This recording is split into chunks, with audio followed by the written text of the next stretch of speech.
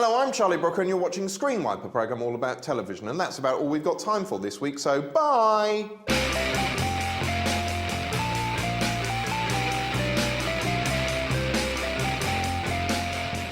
On BBC One now, Adrian Chiles is hot on the trail of the real Jackie Brambles. And on BBC Three, Barry Shitpeas is sick on a widow.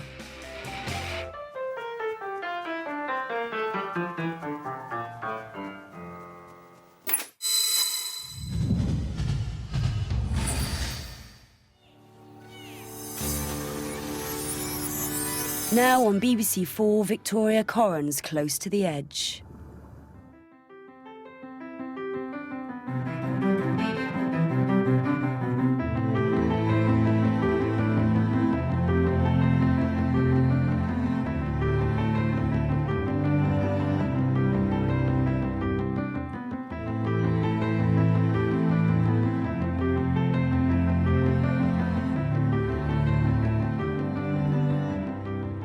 Corners are where little Jack Horner ate his pie.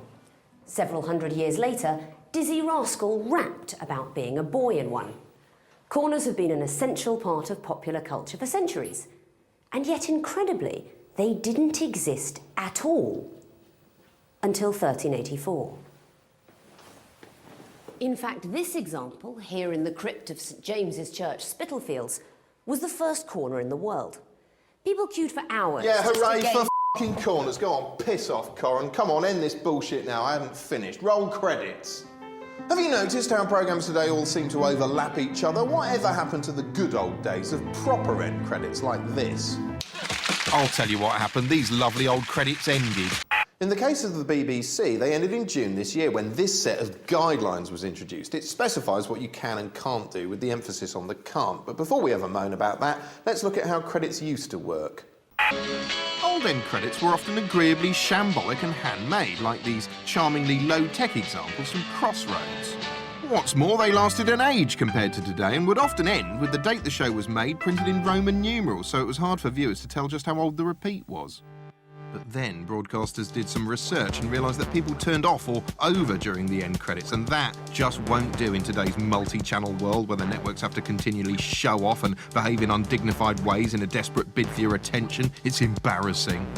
Hence the credit squeeze, which is meant in theory to keep you glued to the set. Thanks to the squeeze, we can't end the show the way we used to, no. Now our credits can't have distracting words or visuals in them, so they can be squeezed and babbled over. But we miss old end credits, and here's why. Proper end credits provide a mental breathing space, bookending each show and giving you time to let your mental food go down. It's a bit like the moment you finish reading a novel. It's nice to just gaze wistfully out the window for a few moments and reflect. But how much shitter would that be if the minute you finished, somebody started trying to get you to read another book and then another book? Yes, some things are more important than ratings, and I'd argue that aesthetics are one of them. Now there's no more bits of business from the cast like in the pantomime-esque Are You Being Served? No more singing along to the toe-tapping Rent-A-Ghost theme tune. We are extraordinary fellas here at Rent-A-Ghost. No more funny joke names nestling amongst the titles, and it's tougher to subversively pretend your show's ended when it hasn't, as in the peerless Monty Python. On BBC Two, a discussion on censorship between Derek Hart, the Bishop of Woolwich, and a nude man. And on BBC One, me telling you this. People in TV, especially young whippersnappers on their first jobs, like seeing their names in the credits. It gives them a sense of pride in their work. I mean, look what's happened to our team since the credit change. What's more, some viewers like credits. I used to like wondering who Mikola Polak was, or why Ken Morse always seemed to be credited as rostrum camera. Incidentally, this is Mikola Polak. He's a man. No, all that's gone now, crushed by the clunking dead fist of marketing and people who use words like content and solutions, like this prick. Enablement really, really does mean vision. And vision, conversely, also means enablement. Yeah, ultimately, credit squeezes are bad because this gonk thinks they're good. Don't you make me sick. Let's have a look at your little report. Oh, let's try your glasses on. What does it look like? Oh, I can see content everywhere. That's interesting, isn't it? Oh, do you like that, do you? Bring the rest of it up. Well, have a look at this one. Look at this report, yeah? Look at that, yeah? Look at it, yeah? That makes sense to you, doesn't it, you idiot? Pick it up. Pick it up. Earlier this year, in one of our many previous series, we took a look at men in advertising and decided they were all swaggering, blokey cocks. But some of you complained. Women can be cocks too, you said, and you know what? You're right. Oh, she's so sexy. Oh, she thinks she's so sexy. Oh, she thinks she's so sexy. Oh, she's gotta rub the roses around her boobs. Actually, I did that the other day. Anyway, to redress the balance, we're going to take another look at the current top 10 cocks in advertising, except this time round some of them are women.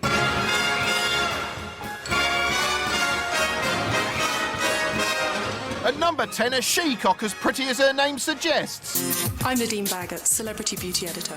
And it can Why, Miss Baggott, without the sack on your head, you're passable. There's a beauty product that's been splashed across page after page of magazines and newspapers. I've splashed across page after page of magazines and newspapers in my time. Now Ola Regenerist is the worst kept secret in beauty. Yeah, and whose fault is that, you terror hawk? At number 9, ooh, someone's life's been changed by diet snacks. Who says you can't lose weight and enjoy yourself? Bobby Sands?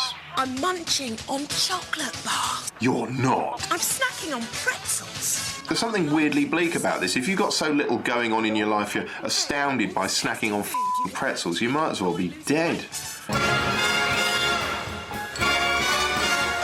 At number 8, Mr. Vinwood Jonesington Smythe thoughtfully minds his language.